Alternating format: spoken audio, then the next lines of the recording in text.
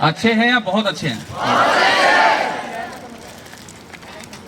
हो सकता है कि आप में से किसी की तबीयत खराब हो, किस लॉ ऑफ एवरेज, औसत का नियम है। हो सकता है किसी का सर दुख रहा हो, कोई बिना खाए आए हो, या किसी को भूख लग गई हो। लेकिन एक अजीब गरीब परंपरा आप देखते होंगे कि यहाँ किसी से पूछो कैसे हो आप, तो लोग कहते हैं हम बहुत अच्छे हैं। और बहुत अच्छे हो या ना हो आज, लेकिन बहुत अच्छे कहते कहते एक दिन हम सच में बहुत अच्छे हो जरूर जाते हैं। यस और नो? अच्छा, आप में से कितने ऐसे लोग हैं मेरे दोस्त जो आज पहली बार मुझसे मिल रहे हैं? आप सब आज पहली बार मिल रहे हैं, स्वागत है आप सभी का। दोस्तों, अपनी बात शुरू करने से पहले मैं एक छोटी सी लाइन आपके बीच में कहना चाहूंगा, ध्यान से सुनिएगा। जीत की खातिर जुनून चाहिए। क्या चाहिए? क्या चाहिए?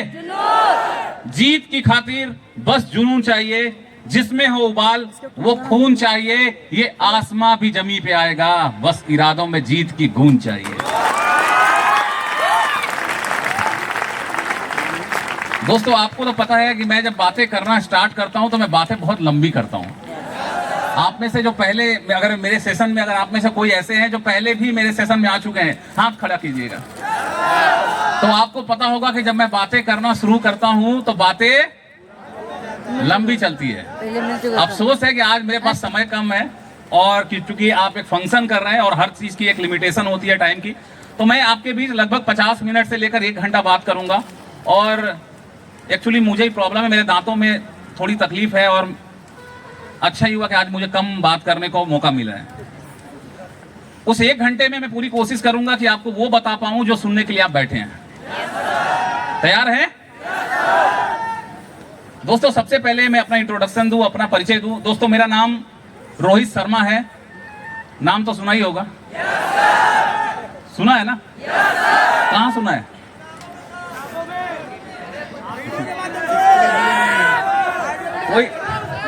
कोई किताबों ने, यूट्यूब में।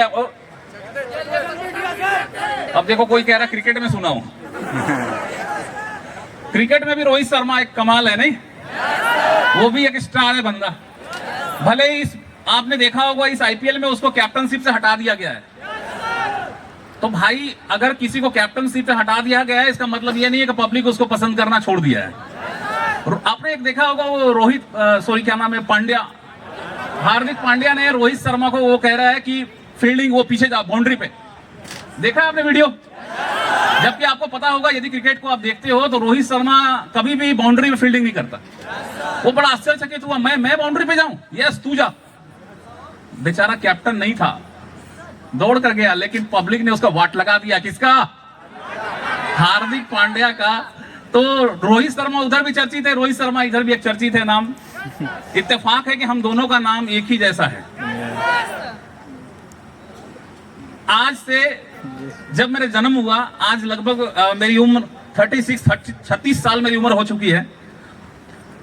और जब मेरा जन्म हुआ उस वक्त भी मेरा नाम यही था, रोहित शर्मा।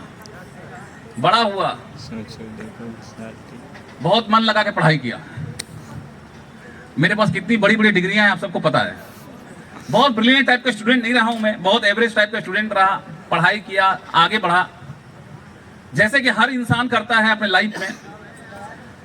एक गरीब परिवार में बचपन से एक बच्चे को सिखाया जाता है कि ढंग से पढ़ाई करो, अच्छे से पढ़ाई करो, ताकि जब तुम बड़े हो तो तुम्हें एक ढंग की नौकरी मिल जाए। यस और नो? मैं भी इस बिजनेस में आने से पहले कि मैं बात करूं, उस वक्त भी मेरा नाम रोहित शर्मा ही था। ना जाने कहां कहां मैंने जॉब किया, अलग अलग कंपनियों में। मैं भोपाल में कुछ महीने काम किया, और उसके बाद में पंजाब में लुधियाना शहर में कुछ महीने मैंने काम किया, गुजरात में मैं कुछ महीने काम किया। इस बिजनेस में आने से पहले मैं कंस्ट्रक्शन कंपनी में जॉब कर रहा था, वहां पे तकरीबन 5.5-6 साल काम किया। उस वक्त भी मेरा नाम यही था, रोहित शर्मा। एक गली का साला कुत्ता भी नहीं जानता था कि ये कौन है रोहित शर्मा। लेकिन प्रकृति का खेल निराला है, कोई नहीं जानता उसने आपके लिए क्या रच के बैठा है पहले से। कल क्या होने वाला है, आप में से कौन शख्स है जो जानता है कल क्या होने वाला है? आप में से कोई है जो कहते नहीं मैं जानता हूं कल क्या होने वाला है? कल क्या होने वाला है हम और आप नहीं जानते। लेकिन एक बात हम और आप जानते हैं कि कल क्या होने वाला है, हम और आप नहीं जानते, लेकिन ऊपर एक शख्स बैठा है जो हर चीज जानता है कि कल क्या होने वाला है। हम और आप ठीक उस प्रकार हैं। कभी कभी आप जब गौर करेंगे तो आप देखेंगे कि हम इंसान सिर्फ कठपुतली है, नचाने वाला तो कोई और है। क्या ये इत्तेफाक है कि आप न जाने कहां से बिलोंग करते, कहां के रहने वाले, न जाने आप इस बिजनेस में आने से पहले कुछ काम कर रहे होंगे, पढ़ाई कर रहे होंगे। मैं भी इस बिजनेस में आने से पहले कुछ कर रहा था। क्या ये इत्तेफाक है कि आप हजारों लाखों कंपनियों को छोड़कर यहां इस प्लेटफॉर्म पे आए? क्या इत्तेफाक है? नहीं, एवरीथिंग इज प्लान, पहले से सब प्लान है। समय दर समय वो पन्ना पलटता जाता है, आगे दिन आता जाता है और आपको आज पता चलता है कि आज आपके साथ क्या हो रहा है। आज से पहले भी नाम रोहित शर्मा ही था, कोई नहीं जानता था, लेकिन आज इस बिजनेस के बदौलत लोग इस बिजनेस की पावर को नहीं समझ पाते कि इस बिजनेस में कितना पावर है। ये सिर्फ आपको पैसा नहीं देता कि आप इस बिजनेस में, अभी पवन भाई हमारा कह रहे थे कि सर की बातों को ध्यान से सुनो, न जाने कितने लोग हैं जो सर के नीचे करोड़पति बन चुके हैं। देखो, पैसा तो आ ही जाता है, हर इंसान लाइफ में पैसा कमा लेता है कुछ ना कुछ करके। आपने कहावत भी बचपन में सुना होगा कि जब दांत नहीं था तो भगवान ने दूध दिया, तो जब दांत आया तो क्या चावल रोटी नहीं देगा? क्या देगा? भूखे कोई नहीं मरता आज के डेट में, लेकिन बस चावल और रोटी मिलेगा उस इंसान को। पैसा तो हर लोग कमा लेता है मेरे दोस्त, लेकिन पैसों के साथ साथ एक नाम, एक बड़ी पहचान लोग नहीं बना पाते।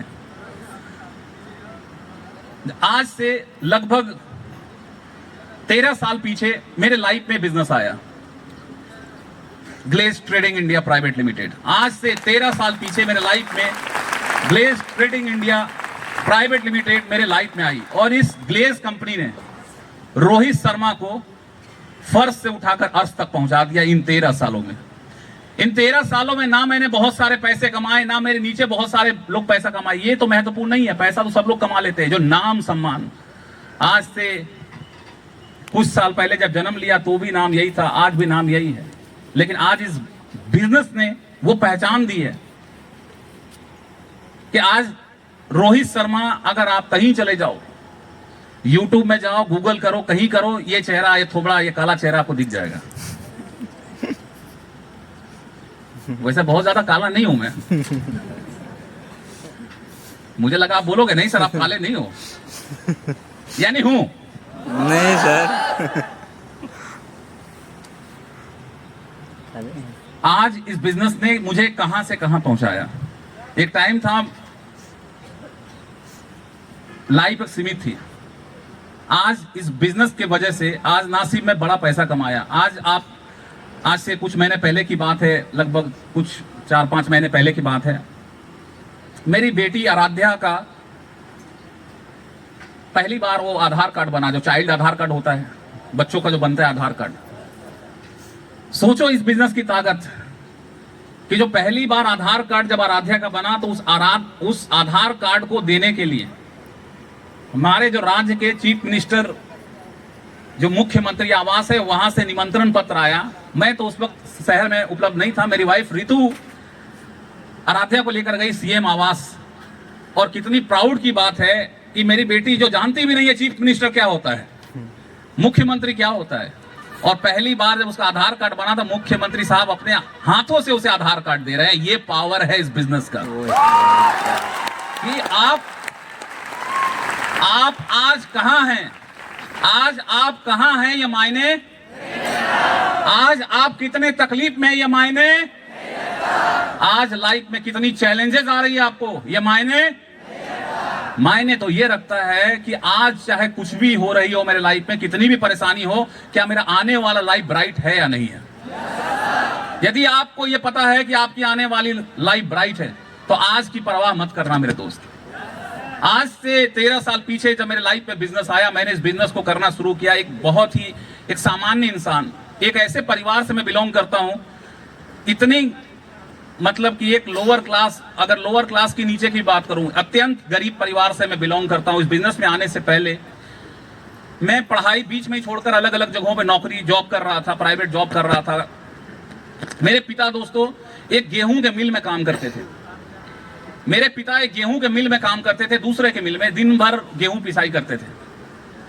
हमारे घर में मेरे पिता के पास एक पुराना सा साइकिल था और मिट्टी का एक घर था, 2 कमरा, एक बरामदे का मकान और पीछे एक खाली जमीन थी, बाड़ी थी, जिसमें मम्मी सब्जियां वगैरह लगाती थी।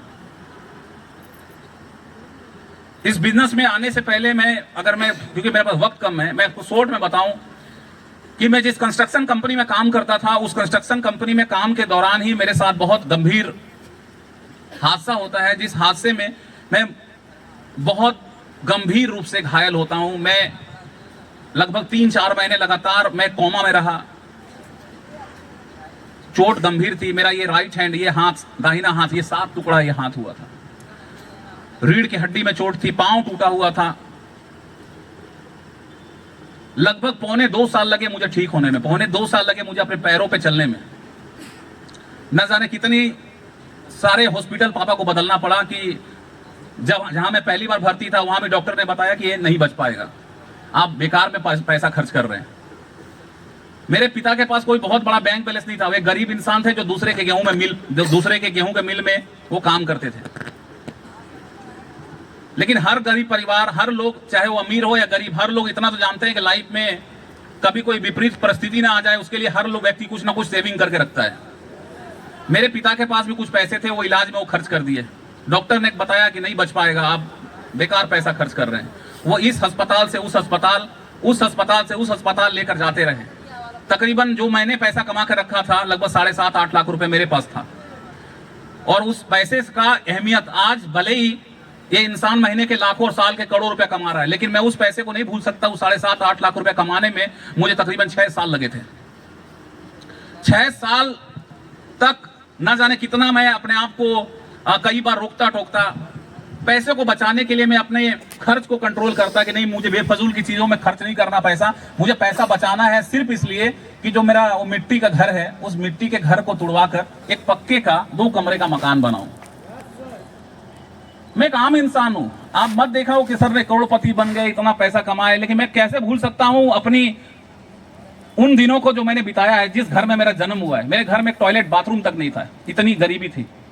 मुझे हमेशा अपने अंदर लगता था कि मेरे गांव आसपास में लोग के अच्छा घर है, मैं भी एक अच्छा घर काश बना पाता। और जब मैंने पैसा कमा भी लिया कि इससे घर बनाऊंगा, तो फिर मेरे साथ हादसा होता है, जिस हादसे में मैं अपने जितने भी मैंने पैसे कमाए थे, सारे पैसे मेरे इलाज पे खर्च हो गए। इतना ही नहीं, मेरे पिता को न जाने कितने लोगों से कर्ज लेना पड़ा। कुछ लोगों ने कर्ज दिया, बहुत सारे लोगों ने नहीं भी दिया। यहां तक कि जो मेरा वो घर था मिट्टी का, उस घर को भी पिता को गिरवी रखना पड़ा। कुल मिलाकर लगभग 12-12.5 लाख का कर्ज मेरे पिता के ऊपर आ गया।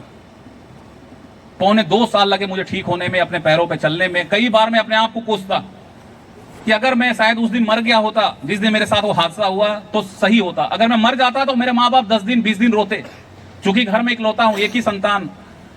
हो सकता है कि 5 दिन ज्यादा रोते, लेकिन एक दिन वो आंसू सूख जाता। हर इंसान का सूख जाता है। धरती पे आना जाना सबका लिखा हुआ है, जो आया है वो जाएगा ही। कई बार रोना आता, मैं घर में बैठा रहता। कई बार मम्मी बोलती, तू क्यों, क्या सोचता रहता है बैठकर। मैं बस यही सोचता था कि ये आखिर मेरे साथ ही ये क्यों हुआ। इतने साल मेहनत करने के बाद वो पैसा मैंने इसलिए नहीं बचाया कि मैं एक बाइक खरीदूंगा, बाइक तो थी नहीं मेरे पास। इसलिए नहीं बचाया कि मैं इससे कहीं घूमने जाऊंगा, इसलिए कि मैं पक्के का मकान बना लूं। लेकिन वो सारे पैसे खर्च हो गए। मुझे समझ में नहीं आ रहा था कि मैं लाइफ में अब क्या करूं।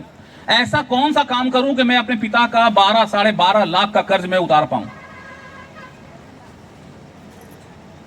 क्या एक गरीब परिवार के लिए 12 लाख कर्ज छोटी बात लगती है क्या? No sir. छोटी बात नहीं है दोस्त, जिस पे बीतता है वो जानता है। कई बार पापा कहते हैं कि रोहित तू चिंता मत कर, कुछ ना कुछ रास्ता निकलेगा। मेरे पिता ओवर टाइम काम करते हैं, लेकिन उन्हें पता था कि वो कितना भी मेहनत कर ले, ये 12 लाख कर्ज चुकाना उनके बस की बात नहीं है। तरह तरह की नाना प्रकार की बीमारियां मेरे पिता को लग गई। डायबिटीज हो गया, उनको हाई ब्लड प्रेशर की शिकायत हो गई। और ये सब देखकर मैं वहीं पड़ा रहता घर में कि कब मुझे कोई मौका ऐसा मिले जिससे मैं मेहनत करता, लेकिन मैं अपने परिवार को इस कष्ट से मैं बाहर निकाल पाता। एक दिन मेरे लाइफ में एक शख्स आते हैं जो उस कंस्ट्रक्शन कंपनी में मेरे सीनियर थे। वो मुझे कहते हैं कि रोहित घबरा मत, चिंता मत कर, सब ठीक हो जाएगा, मैं तेरे साथ हूं। मुझे सिर्फ ये बता कि जितना मेहनत तू उस कंस्ट्रक्शन कंपनी में करता था, क्या तू उतना नहीं, उसका आधा भी मेहनत करने को तैयार है? यदि तैयार है तो मैं तुझे आज एक कंपनी के बारे में बताता हूं। अगर तूने वो किया, माफ करना मेरे थोड़ा दांतों में प्रॉब्लम है, मैं कोशिश कर रहा हूं बात करने का कि थोड़ी एक्साइटेड और मतलब एनर्जी के साथ बात करूं, लेकिन तकलीफ है दांतों में। मेरे अपलाइन हमेशा मुझे कहते हैं कि रोहित, जितनी मेहनत तूने उस कंपनी में किया है ना, मैंने अपने आंखों से मैंने देखा है। ऐसे ऐसे जगह पे तू रहता था जहां ना तो खाने का ठीक ना रहने का ठीक। मेरे उस कंस्ट्रक्शन कंपनी में दोस्तों रोड का काम होता था, छत्तीसगढ़, उड़ीसा, महाराष्ट्र, तेलंगाना। मेरे उस अपलाइन ने मुझे बताया कि रोहित, मुझे याद है एक बार तू उड़ीसा में था, नुआपाड़ा साइड पे टेंट गाड़ के तू 1.5 साल रहा था, टेंट गाड़ के। कोई यहाँ तक कि पानी लाने के लिए हमें 8 किलोमीटर दूर गांव में जाना पड़ता था, लेकर पानी आओ, खाना पकाओ, दिन भर धूप में काम करो, फिर वापस आओ। मेरे अपलाइन ने कहा कि रोहित, मैंने देखा है तुझे मेहनत करते हुए, अगर तू उसका आधा भी मेहनत कर लिया ना, तो वो आधा मेहनत के बदौलत तू अपने सारे कर्ज को दूर कर सकता है, अपने सपने को तू पूरा कर सकता है। तेरा सपना था ना कि एक पक्के का मकान बनाऊं, पक्के का मकान नहीं होने को तो ये भी हो सकता है कि तू एक आलीशान बंगला बनाए। उस दिन मेरे कानों में कंपनी का नाम गया, जिस कंपनी ने रोहित शर्मा के नाम को, रोहित शर्मा के लाइफ को ही बदल के रख दिया। उस कंपनी का दोस्तों नाम था Glaze Trading India Private Limited. ठीक आपकी तरह आज से लगभग 13 साल पीछे मैं भी इस बिजनेस में आया, और आने के बाद दोस्तों मैंने इस बिजनेस को सीखा। क्योंकि दुनिया का कोई भी काम अगर आप चाहते हो कि उस काम को आप वेल तरीके से करो, तो सबसे पहले दोस्तों उस काम को वेल तरीके से सीखना पड़ता है।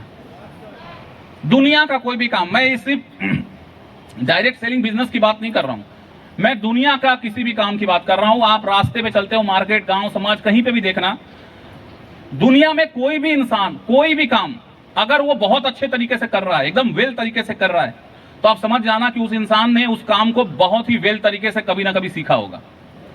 मैंने भी दोस्तों इस बिजनेस को सीखना स्टार्ट किया, कंपनी की सारी ट्रेनिंग क्लासेस को अटेंड करता। जब कभी इस प्रकार की कोई मीटिंग्स, कोई प्रोग्राम होता है, तो दूर किसी कोने में बैठकर रोहित शर्मा भी तालियां बजा बजा कर अपने हाथों को लाल कर रहा होता था। जैसे अभी मैं आ रहा था तो आप फूल वो फेंक रहे थे, हाथ मिलाने के लिए, सेल्फी लेने के लिए। न जाने कितना दिन मैं ये सब किया हूं जो आज आप कर रहे हो, सिर्फ इसलिए जब लोग आते स्टेज पे बताते कि मेरी इंसेंटिव इतनी है, मैंने इतना पैसा कमाया, मैं इस लेवल पे काम करता हूं, तालियां बजा बजा कर अपने हाथों को मैं लाल कर रहा होता था। कई बार मेरे आज अगल बगल के लोग, मेरे डिस्ट्रीब्यूटर भाई, दोस्त लोग पूछते, रोहित एक बात बता भाई, तू कुछ ज्यादा ताली नहीं बजाता? मैं बोला हाँ, मैं बहुत ज्यादा बजाता हूं। तो मेरे दोस्त पूछते क्यों बजाता है? मैं एक ही बात कहता था, मैं इसलिए इतनी तालियां ठोकता हूं क्योंकि एक दिन अपना भी टाइम आएगा, एक दिन अपना भी टाइम आएगा, जब लोग मेरे लिए तालियां बजा बजा कर अपनी हाथों को लाल कर रहे होंगे। और आप सब इस बात के गवाह हैं कि आप सब तालियां बजा रहे हैं। मैं इस स्टेज पे खड़े होकर यह वादा करता हूं, यह विश्वास दिलाता हूं कि आज आप रोहित के लिए तालियां बजा रहे हैं, वो दिन दूर नहीं जब लोग आपके लिए तालियां बजा रहे होंगे।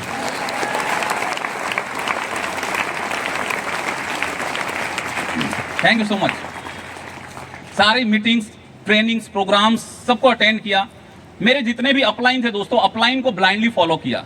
वो आंख बंद करके, वो जो बताते गए, आंख बंद करके उनके हर बातों को मैं फॉलो करता चला गया। जितने भी तरह के टूल्स मुझे मिली थी इस बिजनेस में कामयाब होने के लिए, बुक्स, ऑडियोज, वीडियोस, सबको लगातार देखा, सुना, समझा और काम किया, जिसका रिजल्ट यह है कि आज इस बिजनेस में मैं ग्लोबल डायमंड नहीं बल्कि मैं star global diamond distributor level पे दोस्तों काम करता हूं।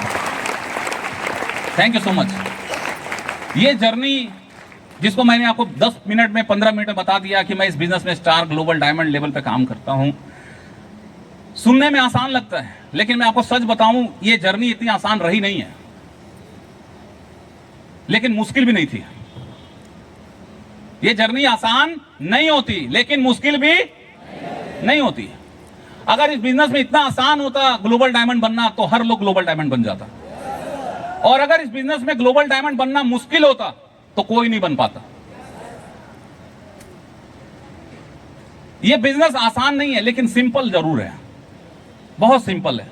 यदि आपने इस बिजनेस में, अगर आपको कामयाब बनना है, यदि आपने डू एंड डोंट समझ लिया कि मुझे इस बिजनेस में कामयाब बनने के लिए क्या करना है और क्या नहीं करना है, अगर आपने इतना समझ लिया ना, तो यह बिजनेस आपके लिए दुनिया का सबसे आसान काम होगा। अगर आपने सिर्फ इतना समझ लिया कि मुझे क्या करना है और क्या नहीं करना है। जो नहीं करना है उसे एकदम नहीं करना, उसे ट्राई करने की कोशिश भी मत करना कि थोड़ा आजमाता हूं करके, आपको सिर्फ नुकसान लगेगा। आज से 13 साल पीछे जब मैंने बिजनेस शुरू किया, मैं ढेर सारे सपने संजोया, पाँव में हवाई चप्पल, जेब में 10 रुपए नहीं कि एक बाहर समोसा खाऊं। लोग आते बात करते, मैं आरडी हूं, मैं डायमंड हूं, मैं ग्लोबल डायमंड हूं, लाखों कमाता हूं, 5 लाख कमाता हूं, 10 लाख कमाता हूं। और रोहित शर्मा वहां बैठा है जिसके जेब में 10 रुपए नहीं है, बस सपने बनाता था कि अरे वाह, आज इन्होंने हासिल किया है, उसी रास्ते पे चलकर हासिल किया है जिस रास्ते पे सब लोग चल रहे हैं, और मैं भी उसी रास्ते पे हूं। मैं रुकने वाला नहीं, अगर चलना स्टार्ट कर दिया हूं तो एक न एक दिन मैं मंजिल तक जरूर पहुंचूंगा। ढेर सारे सपने, ढेर सारी उम्मीदें बिजनेस को लेकर। मेरे अपलाइन कई बार समझाते कि रोहित आसान नहीं होगा ये, जितना आसान तो समझ रहा। मैं बोला सर कितनी भी मुश्किल हो कोई दिक्कत नहीं, मुझे मजा आ रहा है। किसी भी काम को करते वक्त यदि उस काम में आपको मजा आ रहा है ना, तो यकीन मानिए वो काम नहीं रहता। आप याद करेंगे उन दिनों को, जिन दिनों को आज आप फेस करने में, जब आप कई बार रोते होंगे, कई बार आपको दुख लगता होगा, आप डिमोटिवेट होते होंगे, जब आपको चैलेंज आता होगा अपने बिजनेस में। लेकिन यकीन कीजिए जब आप कामयाब बनेंगे, जब आप कामयाब बनेंगे, आप इन दिनों को याद करेंगे कि मैंने बड़ा तकलीफ सहा। लोग न जाने कितना मजाक बनाते थे, मेरा भी बनाया, न जाने कितने लोग मजाक बनाते। क्योंकि जब मैं इस बिजनेस को स्टार्ट किया और मैं इस बिजनेस को शेयर करता लोगों को, बहुत सारे लोग मिले जो इस बिजनेस को एक्सेप्ट नहीं किया स्टार्टिंग में। उनको लगता था ये बड़ा बेकार सा काम है, ये काम नहीं चलता। मैं कई बार लोगों को बताता, अपने दोस्तों को, देख यार नहीं चलता, तो वो कैसे डायमंड बन गया, वो कैसे ग्लोबल डायमंड बन गया। तो लोग, मेरे दोस्त कहते, हाँ वो बन गया लेकिन तू कभी नहीं बन पाएगा। एकदम सरेआम मुंह पे बेइज्जती। तू जिस कंपनी में काम कर रहा है वो कंपनी भाग जाएगी, क्या कर लेगा तू। तरह तरह के लोग मिलते ये बोलने वाले कि ये तेरे बस की बात नहीं है। एक दिन मेरा दोस्त आया, मैंने 3 दोस्तों को बिजनेस ऑफर किया कि हम सारे दोस्त मिलकर एक साथ इस काम को करेंगे ताकि ये काम हमारे लिए आसान हो जाए। हम इस बिजनेस को जब किसी को शेयर करते हैं तो हमारी मंशा क्या होती है कि काम को आसान करना। Yes. और काम आसान कब हो जाता है? जब आपका टीम बनना स्टार्ट होता है। यस और नो? जब आपके साथ काम को करने वाला, आप ऐसे समझो कि अगर मान लो कि एक 50 किलो की बोरी है यहां रखी है, अगर मैं इसको ये बोलूं कि इसे उठाकर आप अपने रूम पे लेकर जाओ, हो सकता है आपका रूम यहां से दूर हो, आप हिम्मत करके उठा भी लो, आप रास्ते में जाते जाते तक थक जाओगे। यस और नो? लेकिन अगर मैं ये कहूं कि एक 50 किलो की बोरी है और आप 5 लोग मिलकर लेकर जाओ, तो अगर आप उस 5, अगर आप जो 50 किलो की बोरी है, अगर आप 10-10 किलो ले लोगे हाथ में ना, तो आराम से रूम तक लेकर जा सकते हो। Yes. ये बस एक छोटा सा एग्जांपल था समझाने के लिए। कोई भी काम तब तक मुश्किल लगता है जब तक आप अकेले कर रहे हो। जैसे ही इस बिजनेस में आप आगे बढ़ने लगते हैं, आपके लिए काम आसान हो जाता है। मैंने अपने दोस्तों को बिजनेस ऑफर किया, वो बिजनेस देखे, बिजनेस प्लान देखने के बाद वो बाहर आए। मैंने पूछा भाई कैसा लगा काम, है ना जबरदस्त, देखना अब हम सारे दोस्त मिलकर काम करेंगे और बहुत बड़ा पैसा कमाएंगे। मेरे सारे दोस्त एकदम चुपचाप मुझे ध्यान से देख रहे हैं। मैं लाख पूछता रहा, भाई बता तो सही, ये बिजनेस कैसा लगा तुझे, अच्छा लगा, बुरा लगा, खराब है, क्या है। तीनों दोस्त मेरे चुपचाप मुझे देखते हैं। बड़े देर बाद उसके मुंह से कुछ सवाल आता है। उसके सवाल ऐसे थे जिस सवाल का जवाब मैं दे नहीं पाया। ऐसे सवाल उसने पूछा मेरे से। मुझे ऐसा लगता है उस सवाल का जवाब यहां पे बैठा हुआ कोई शख्स भी उस सवाल का जवाब नहीं दे पाएगा। आप छोड़ दो, मुझे ऐसा लगता है आप और हम नहीं, इस दुनिया में कोई भी इंसान उस सवाल का जवाब नहीं दे पाएगा। इंसान भी छोड़ दो, अगर वो भगवान से पूछे तो हो सकता है कुछ पल के लिए भगवान भी कंफ्यूज हो जाए कि इस सवाल का क्या जवाब होगा। अब आप कंफ्यूज हो गए हैं कि भाई कौन सा सवाल ऐसा पूछ लिया यार, सुनना चाहेंगे? उनका सवाल था उस दोस्त का, लेकिन किंतु परंतु ऐसे वैसे तैसे तो मैं तेरे साथ जुड़ गया, मेरे साथ लोग नहीं जुड़ा तो, मेरी टीम नहीं बनी तो, प्रोडक्ट नहीं बिके तो, मैं कामयाब नहीं हुआ तो, अरे तू खुद कामयाब नहीं हुआ तो, तेरी कंपनी भाग गई तो का क्या जवाब है? आपके पास तो का जवाब है? तो का कोई जवाब नहीं। भगवान भी कंफ्यूज हो जाए कि ऐसे महापुरुष को अगर भगवान ने दर्शन दे दिया, जो कि देगा नहीं भाई, अभी कलयुग चल रहा है। Yes, sir. वो भी कलयुग के प्रथम चरण, अभी तो स्टार्ट हुआ है कलयुग। लेकिन मान लो कि ऐसे महापुरुष को भगवान ने दर्शन दे दिया। अब ये इंसान एकदम हाथ जोड़कर कहता है, हे परमपिता परमेश्वर, तूने इतनी खूबसूरत धरती बनाई, लेकिन ये धरती एक दिन प्रलय हो गया तो क्या गारंटी है? Yes. बाढ़ आ गई तो, भूकंप आ गया तो, ये अभी आया था कोरोना वायरस, कितने लाखों लाख लोग मर गए। अब भगवान क्या जवाब दे? भाई तू कौन सा 1000 10,000 साल जीने के लिए धरती पे आया है कि एक दिन प्रलय आ गया तो, बाढ़ आ गई तो? कर्म कर, अपनी फल की प्राप्ति ले, जिंदगी के मजे ले और जा। यस और नो? Yes sir. तो का जवाब क्या हो सकता है यार? तो से अगर इतना डर लगता है ना तो रोड पे निकलना फिर बंद कर दो। कहीं आप रोड पे चल रहे होगे और पीछे से कोई गाड़ी उड़ा दिया तो रिस्क है बाबू भैया। आप बोलोगे सर मेरे को गाड़ी नहीं उड़ा सकता, मैं एकदम रोड में ना एकदम किनारे किनारे चलता हूं। आप कितना भी किनारे चल लो, पीछे वाले गाड़ी का ब्रेक फेल हो गया।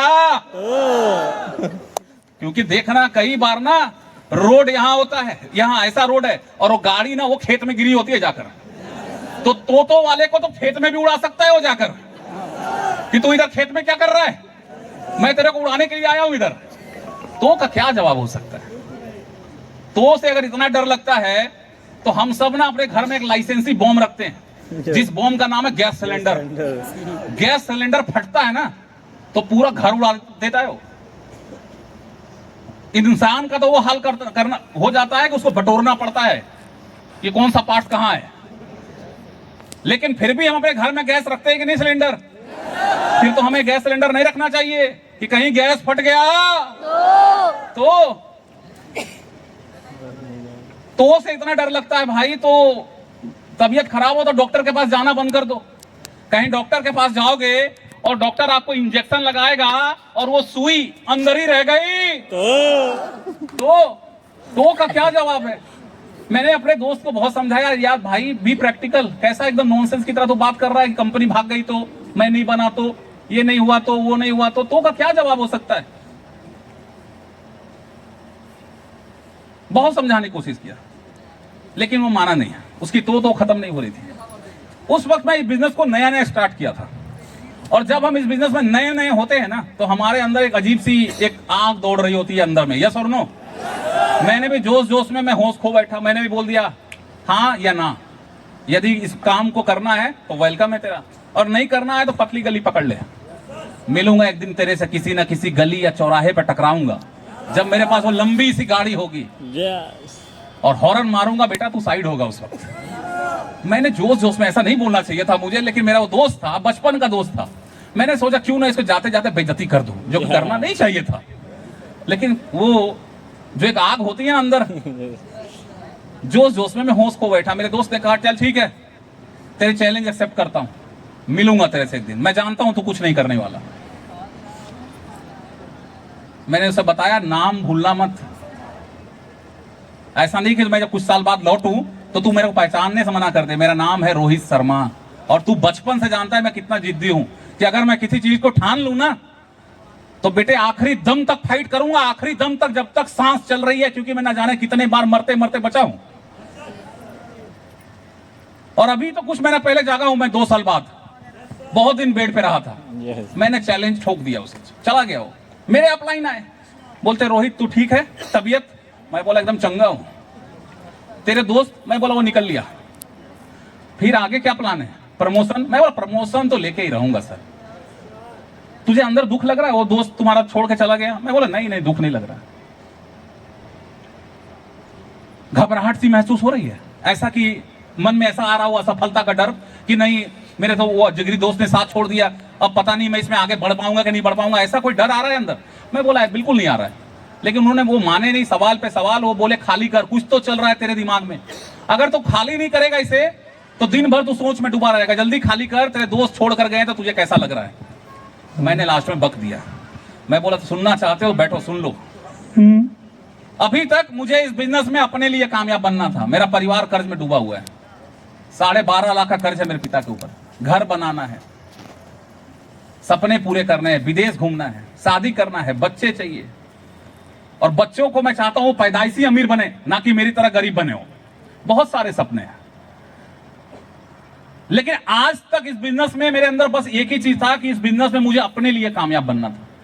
लेकिन आज जब मेरे दोस्त मेरा साथ छोड़कर चले गए हैं तो आज मैं एक और कसम खा लिया हूं कि अब इस बिजनेस में कामयाब बनने के लिए मेरे पास एक कारण नहीं है बल्कि 2 कारण है। अब इस बिजनेस में कामयाब बनूंगा अपने उन कमीने दोस्तों के लिए जो आज मेरा साथ छोड़कर चले गए। मेरे अपलाइन ने कहा मैं यही सुनना चाहता था, अब तुझे अच्छा लगेगा, अब तुझे नींद भी अच्छी आएगी। और मैंने फील किया कि सच में मुझे बोलने के बाद, अपने मन का भड़ास निकलने के बाद अच्छा लग रहा था, हल्का महसूस कर रहा था मैं। बस एक ही काम करता, सो द प्लान। कहां है वो बंदा जो आएगा और इस बिजनेस में आने के बाद मेरी तरह होगा, जो बड़ा सपना देखता हो। ऐसा बंदा जो आने के बाद लाइफ में छोटी मोटी परेशानियों से जो घबराता नहीं हो, क्योंकि डायरेक्ट सेलिंग ये बिजनेस ऐसा बिजनेस है कि घबराने वाले लोग का ये काम नहीं है। यहां पे काम चलता है दोस्तों एकदम ठोक बजा के। यस और नो? एकदम चाहिए वो कमिटमेंट, वो जोश चाहिए आपके अंदर। अगर आपके अंदर 99.99 आपके अंदर जोश है, पॉजिटिविटी, लेकिन अगर आपके अंदर 1% भी अगर आपके अंदर नेगेटिविटी है, अगर आप शक करते हैं अपने अपलाइन पे, अपने सिस्टम पे, यकीन मानिए आपका फेल होने का चांसेस बहुत बढ़ जाएगा। आप चावल बनाने के लिए, भात बनाने के लिए पानी गर्म करते हैं, फिर चावल डालते हैं। पानी, साइंस कहता है कि पानी तब तक नहीं उबल सकता जब तक पानी 100 डिग्री सेल्सियस तक ना पहुंच जाए, उसका टेम्परेचर। अगर वो 99.99 भी है तो बुलबुले तो आएंगे, लेकिन उबलेगा नहीं। उबलने के लिए 100 डिग्री चाहिए। ठीक उसी प्रकार यदि कामयाबी चाहिए, आपको 100% अपने अपलाइन, अपने सिस्टम को आपको फॉलो करना पड़ेगा। Are you ready? दोस्तों, बहुत सारे लोग मिले ऐसे जो मुझे एक्सेप्ट नहीं किए, लेकिन मुझे वो लोग मिला जो कमिटेड था, जिनके अंदर ड्रीम्स थे, जिनके अंदर सपने थे, जो लाइफ में मेरे ही तरह कहीं ना कहीं ठोकर खाया हुआ था, बाहर की दुनिया में काम कर करके, या तो किसी के ऊपर कर्ज था, या तो कोई सपने बना के बैठा था। एक बात जान लो, अगर हम सब पहले से करोड़पति अरबपति बाप के बेटे होते हैं या बेटियां होती, तो हम यहां नहीं होते, हम कहीं राज कर रहे होते। अगर हम इस टेंट के नीचे, इस हॉल में, इस होटल में अगर मौजूद है ना, तो हम वो हैं जो हम पैदाइशी अमीर नहीं है। हम जन्म भले ही गरीब घर में लिए हैं, लेकिन जब हम इस दुनिया को छोड़ के जाएंगे ना, तो हमारा जो औलाद और हमारे नाती पोते बच्चे होंगे ना, वो शान से, फक्र से बोलेगा आपका नाम लेकर कि मैं इनके परिवार से हूं। यस और नो? Yes sir. लोग आज की तारीख में, लोग, मेरे दोस्त को लोगों से पूछो पिता का नाम क्या है, बता देंगे, दादा का नाम क्या है, बता देंगे, तेरे परदादा का नाम क्या है, बता देंगे, लेकिन अगर जहां पूछो उसकी अगली पीढ़ी, उनके पापा का नाम क्या था, लोग कंफ्यूज हो जाते हैं, भूल गए लोग उसे। महात्मा गांधी जी को लोग नहीं भूल पा रहे, लेकिन अपने दादा के दादा को भूल गए। क्यों? क्योंकि उन्होंने ऐसा कोई बड़ा काम किया ही नहीं। ये मनुष्य योनि कहते हैं, 84 लाख योनियों के बाद मनुष्य इंसान बन के लोग पैदा लेता है। अगर इंसान बन के पैदा लिया हो ना, तो वो काम करो जिस काम में चैलेंज हो। यस और नो? यदि काम करते वक्त आपको कोई चैलेंज नहीं दे रहा है, जरा करके दिखा दे, उसको करके दिखाना है। यस और नो? Yes sir. काम में यह चैलेंज होना चाहिए कि सामने वाला इंतजार कर रहा है कि ये फेल हो जाएगा, लेकिन वहां पे आपको डट के मेहनत करना है कि तुझे मैं जवाब दूंगा, मेरी कामयाबी तुझे जवाब देगी। यस और नो? मुझे ऐसे लोग मिले और इस बिजनेस में मैं आगे बढ़ता चला गया। ठीक आपकी तरह एक दिन अकेला शुरू किया था बिजनेस, पीडी बना, ईडी बना, एसडी बना, आरडी बना, स्टार आरडी बना, स्टार डायमंड बना, स्टार ग्लोबल डायमंड बना। आज मेरे नीचे स्टार ग्लोबल डायमंड अभी विनय था, उसको आपने देखा है कि स्टार ग्लोबल डायमंड महाराष्ट्र में है, संतोष धोत्रे नाम है, अंगूठा छाप है वो। मैं जिस कंस्ट्रक्शन कंपनी में काम करता था महाराष्ट्र में, जब मैं जिस साइड पे था, वो वहां पे पॉकलैंड चलाता था, जो जेसीबी बड़ी मशीन नहीं होती, वो पॉकलैंड जिसपे चैन लगा होता है, अंगूठा छाप। वो जब आया इस बिजनेस में, उसने कहा रोहित सर आपको लगता है भाई कि मेरे लिए काम है, मैं तो अंगूठा छाप हूं, मैं क्या करूंगा इसमें। मैंने बोला तू वो कर सकता है जो मैं नहीं कर पाऊंगा। मैंने उसे यकीन दिलाया कि ये सिस्टम कामयाब है। कोई इंसान कामयाब नहीं है कि कौन कब पढ़ा लिखा है बहुत ज्यादा तो वो कामयाब बनेगा, जो कम पढ़ा लिखा है वो नहीं बनेगा। ये सिस्टम कामयाब है। आज देखिए कि वो अंगूठा छाप व्यक्ति संतोष धोत्रे आज स्टार ग्लोबल डायमंड डिस्ट्रीब्यूटर है। सिस्टम कामयाब है।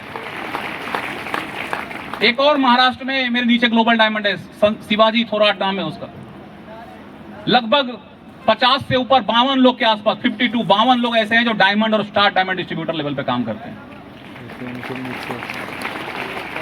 दोस्तों, इस बिजनेस का वो पावर है कि आप जितना सोच के बैठे हैं ना, उससे कई ज्यादा बड़ा देने के लिए बिजनेस आपका इंतजार कर रहा है कि मांग क्या मांगता है। तो दिक्कत यह है कि हम हमेशा इतना छोटा सोच रखते हैं कि बस इतना मिल जाए, मेरा काम चल जाए, मेरा घर परिवार चल जाए। मेरे दोस्त, घर परिवार तो ऐसे भी चल जाएगा, आप ये ना करो तो भी चल जाएगा।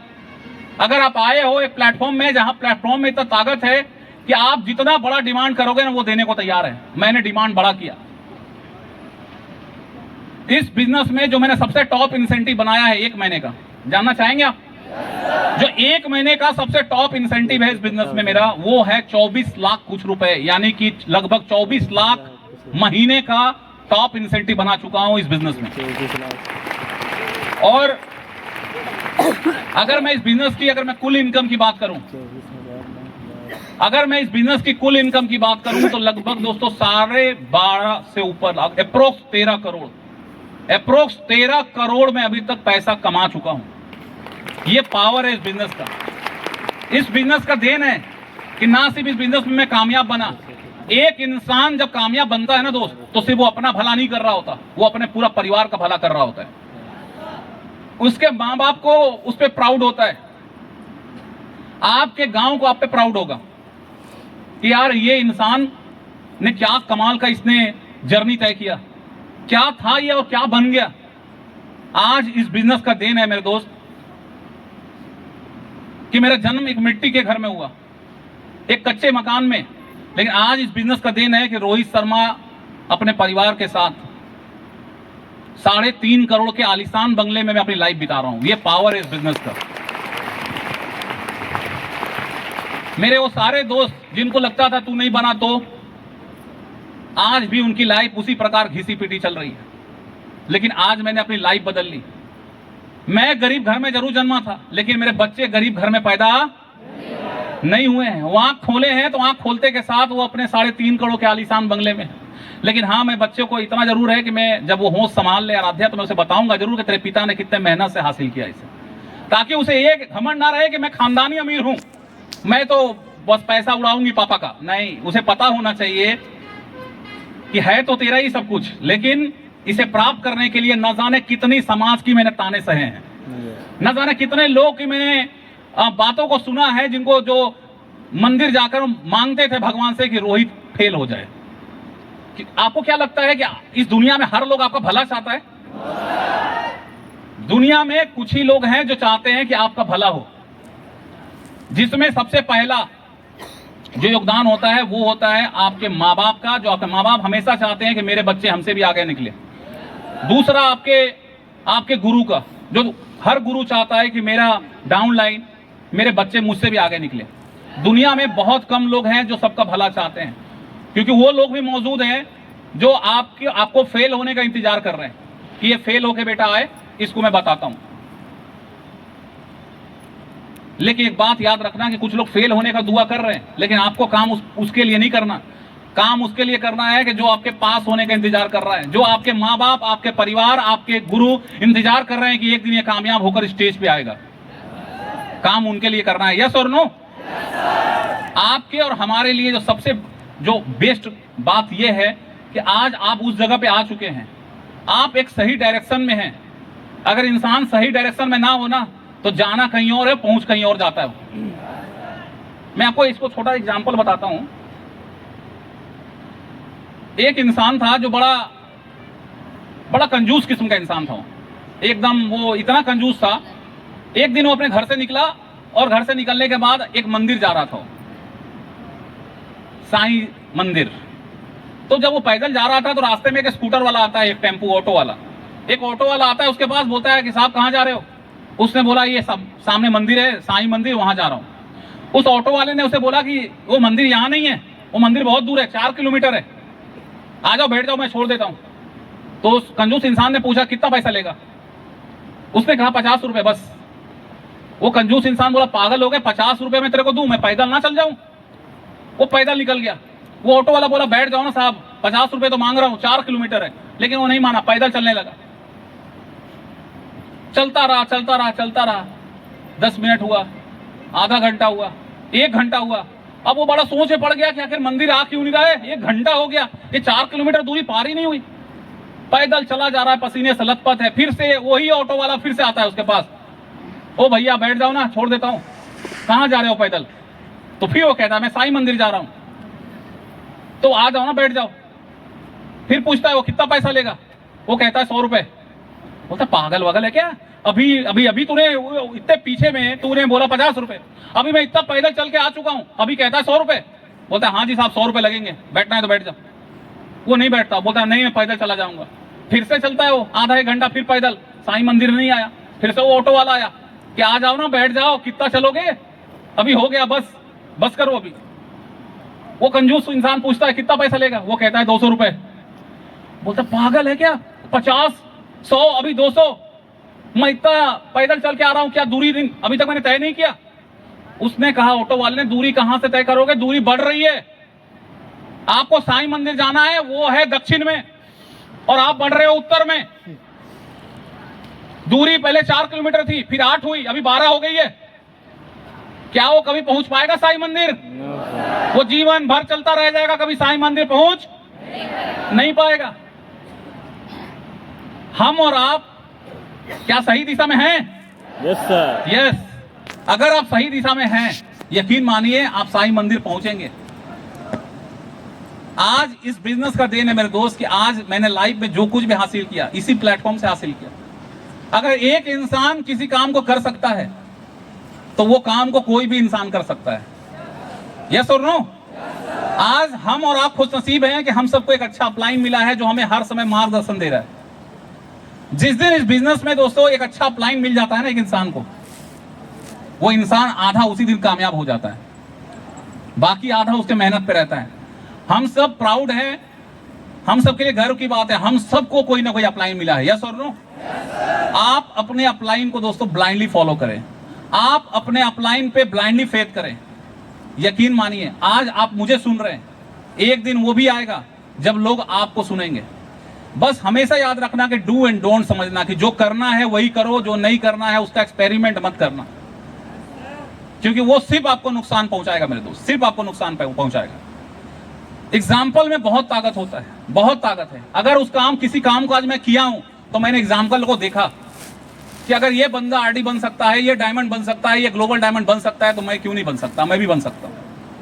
आज आप एग्जाम्पल देख रहे हैं, यकीन मानिए आप भी बन सकते हैं, लेकिन आपको पूरे जिद के साथ, क्योंकि आसान नहीं होगा ये सफर। लोग पत्थर बजाएंगे, पत्थर फेंकेंगे आपके ऊपर, आप अपने आप को स्ट्रॉन्ग करो। कहते हैं इंसान की जो सोच होती है ना मिट्टी के घड़े की तरह होती है। वो एक पत्थर झेल लेगा, 2 पत्थर झेल लेगा, कोई पत्थर उस पर मारता रहेगा, वो घड़ा फूट जाता है। आपने जो सपने देखे वो फूट जाता है। अपने आप को स्ट्रॉन्ग बनाइए। आप, जिंदगी आसान नहीं है, ना यहां ना बाहर।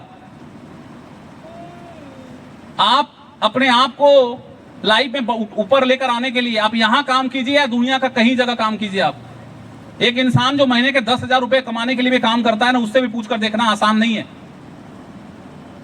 जो महीने के एक रिक्शा चला रहा है उसके लिए भी आसान नहीं है, जो 1 लाख कमा रहा है उसके लिए भी आसान नहीं है। तो आसान यहां भी नहीं है, लेकिन हाँ इतना जरूर है कि इस बिजनेस की एक खासियत यह है कि आज जो चैलेंज आपको मिल रहा है वो चैलेंज आपको अपने अगले लेवल पे नहीं मिलेगा। आप जब उसके अगले लेवल पे जाएंगे तो चैलेंज और कम हो जाएगा। आप और आगे जाएंगे, लेवल बढ़ेगा आपका, चैलेंज और कम हो जाएगा। एक टाइम आएगा जब आपके लाइफ पे चैलेंज नहीं होगा, सिर्फ पैसा होगा, सिर्फ पैसा होगा। लेकिन आज जो जर्नी है, जो यात्रा है, आपको एंजॉय करना पड़ेगा। क्या तैयार हैं आप? एक छोटे बच्चे की तरह आपको जिद पकड़ना पड़ेगा। आप एक छोटे बच्चे को देखना, एक छोटे बच्चे के अंदर 3 कमाल की क्वालिटी होती है।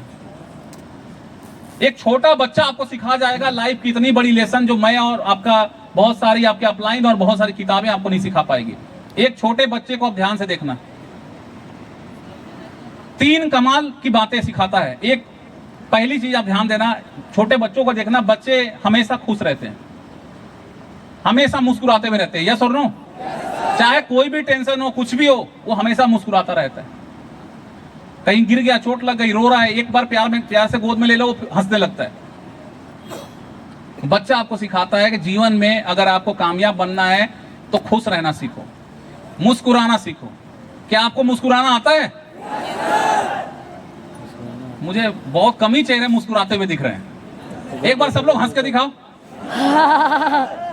ये शाहरुख खान टाइप की खटखटिया हंसी मत हंसो।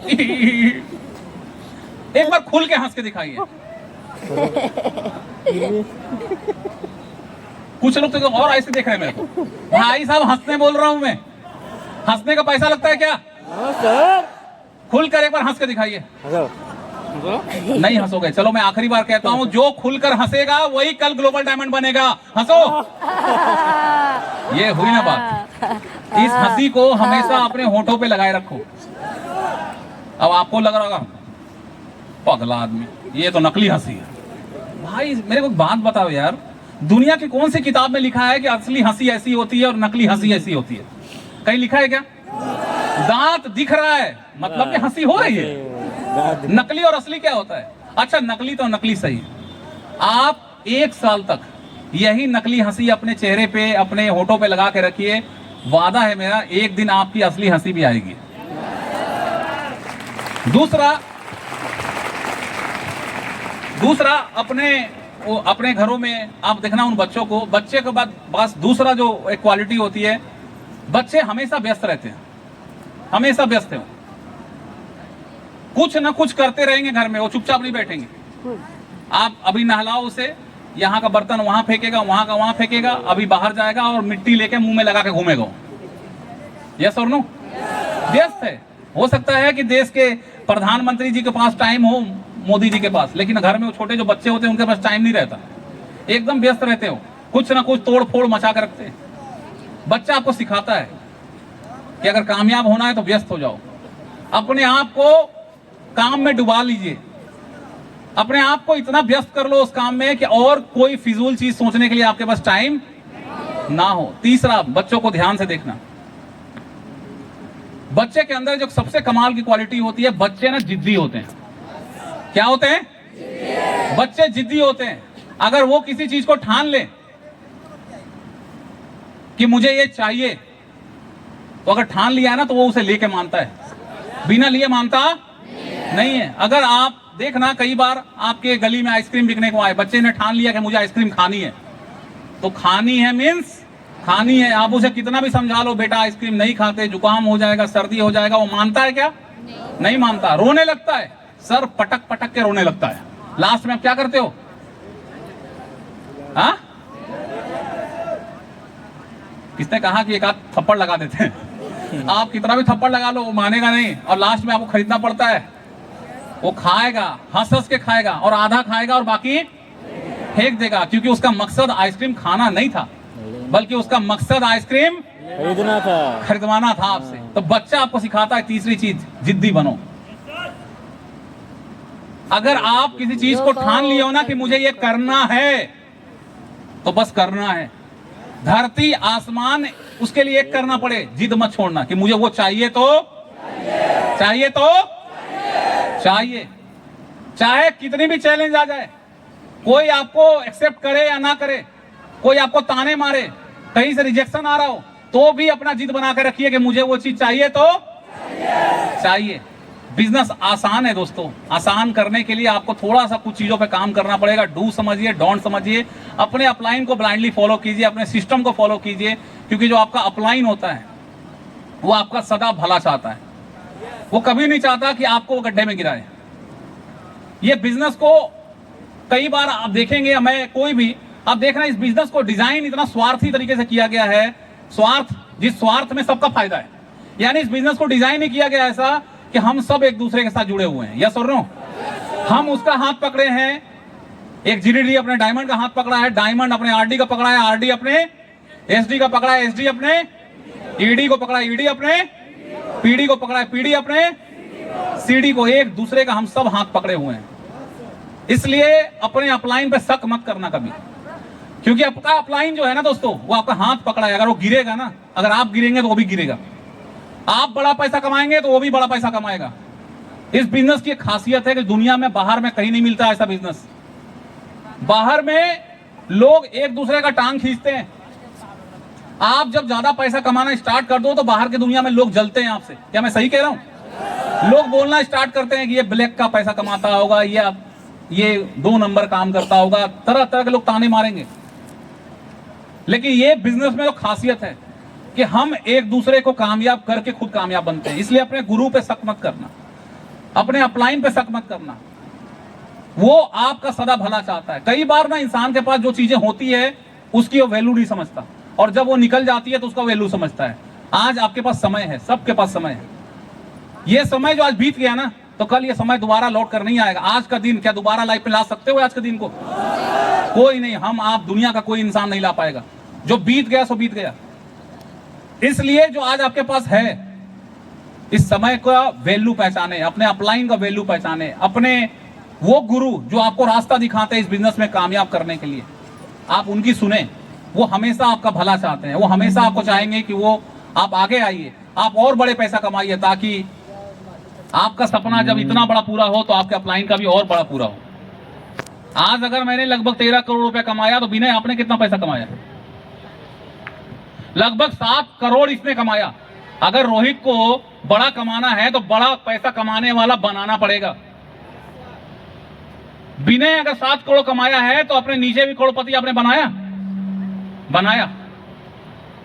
सिस्टम है कि हम किसी की लाइफ को बनाकर अपनी लाइफ बनाते हैं। अगर विनय अगर जिस दिन बिजनेस में आया और मेरे पे शक करता, अपने अपलाइन पे शक करता, मैं बता रहा हूं ऐसा कर और वो करता कुछ और, मैं बोल रहा हूं दिन, वो बोलेगा रात, तो क्या विनय यहां तक पहुंचता? नहीं पहुंचता। आज जितने भी लोग यहां कामयाब बैठे फ्रंट सीट में, ये सब वो लोग हैं जिन्होंने अपने अपलाइन को सुना। आज अगर मैं यहां हूं, मैंने अपने अपलाइन को सुना। अगर नहीं सुनता तो यहां नहीं पहुंच पाता। अपने अपलाइन को क्यों बोलते हैं लोग? आप देखना कितने भी कामयाब लोग होंगे इस बिजनेस में, आप हमेशा सुनेंगे कि वो कहते हैं कि मैंने अपने अपलाइन को ब्लाइंडली फॉलो किया, आंख बंद करके हमने विश्वास किया, वो जो बोले जैसे बोले मैंने किया। हर कामयाब लोग की आप ये बात सुनना, कोई नहीं मिलेगा ऐसा जो बोलेगा मैंने अपना दिमाग चलाया, मेरे को जैसा मन किया मैंने वैसा किया, मैंने अपलाइन की कभी नहीं सुनी और मैं कामयाब बन गया। ऐसा किसी को जानते हो आप? मैं भी नहीं जानता। सिस्टम बहुत आसान है, लेकिन उनके लिए आसान है जो जानते हैं कि जो अपलाइन है वो हमारे माता पिता, दूसरे माता पिता हैं। पहला माता पिता आपका वो जिसने आपको जन्म दिया, और दूसरा माता पिता वो जो आज आपको एक अच्छा इंसान बना रहा है। एक माता पिता वो जो आपको हर बुरी चीजों को आपसे अलग कर रहा है। आप रोज देखिए, रोज कुछ ना कुछ अच्छी चीजें आप सीखते हैं, यस और नो? आप सिर्फ बड़ा पैसा कमाने की ओर आगे नहीं बढ़ रहे हैं, बल्कि आपको अपलाइन आपको एक अच्छा इंसान भी बना रहा है। हम सब को प्राउड होना चाहिए कि हम एक ऐसे बिजनेस में हैं जहां पे हमें अपलाइन मिला है यार, जो एक मां बाप का रोल निभाते हैं, जो आपके दुख को अपना दुख समझते हैं और आपकी कई बार खुशियों में वो खुद खुश होते हैं। ये होता है अपलाइन। अपने अपलाइन पे विश्वास रख के काम कीजिए। आप यकीन मानिए, आपका हर दिन जो बीत रहा है ना, वो अगला जो दिन आ रहा है वो दिन आपको कामयाबी की ओर नजदीक लेकर जा रहा है। हर दिन जो बीत रहा है, आपको कई बार लगेगा इस बिजनेस में कि मैंने आज के दिन क्या खास कर लिया, आज तो ऐसे ही बीत गया, लेकिन नहीं, ऐसा कभी नहीं जाता। हर दिन इंसान का, यकीन मानिए, मैंने आज से 13 साल पहले यकीन किया, आज मेरे पास हर वो चीज, हर वो रिजल्ट है। आज आप यकीन करेंगे, कल आप कहानियां सुना रहे होंगे लोगों को कि आज का एक दिन था बनारस में, क्या तारीख है आज? 16 तारीख अप्रैल 2024 कि हम एक होटल में हम प्रोग्राम कर रहे थे। सीडी लेवल पे था मैं, पीडी लेवल पे था मैं। मैंने उस अपलाइन को सुना। सुनने के बाद अपने अंदर एक कसम खाई कि मैं जब तक कि मैं कामयाब नहीं बनता मैं रुकने वाला नहीं हूं। ये हर वो दिन जो आपके लाइफ में बीत रहा है ना, कामयाबी की ओर लेकर जा रहा है। और एक दिन आप लोगों को कहानियां सुना रहे होंगे जैसे मैं सुना रहा हूं, क्योंकि इतिहास, हर इंसान के लाइफ में इतिहास चल रहा होता है। कई बार जब चीजें बीतती है, इंसान इतिहास लिख रहा होता है, उसे खुद नहीं पता होता है कि मैं इतिहास लिख रहा हूं। आप सब इतिहास लिख रहे हैं।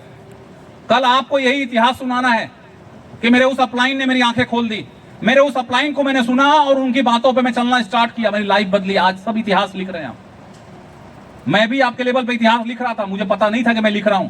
मेरे अपलाइन बताते थे कि एक दिन तुझे सुनाना पड़ेगा ये बात, तो मैं बोलता था ये कौन सुनेगा बैठकर, कि मेरा 3 दोस्त आया, देखा आकर फालतू फालतू बात कर रहा है कि कंपनी नहीं भाग गई तो तू नहीं बना, तो ये कौन सुनेगा। मेरे अपलाइन ने बोला लोग इसको भी हंस हंस के सुनेंगे कि कामयाब लोग चाहे कुछ भी बताए, हर लोग सुनना चाहते हैं, भाई ये कामयाब है, ऐसे ही नहीं बन गया होगा वो तुक्के में।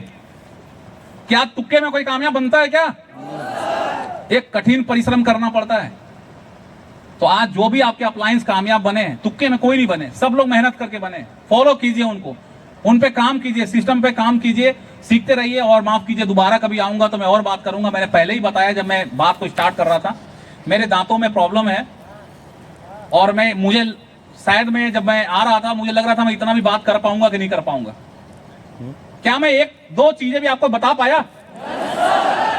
तो ज्यादा नहीं, आपको इतना ही सीखना है, एक दो करके ही आपकी लाइफ संवर जाएगी। यहाँ पे कोई आप बीटेक एमटेक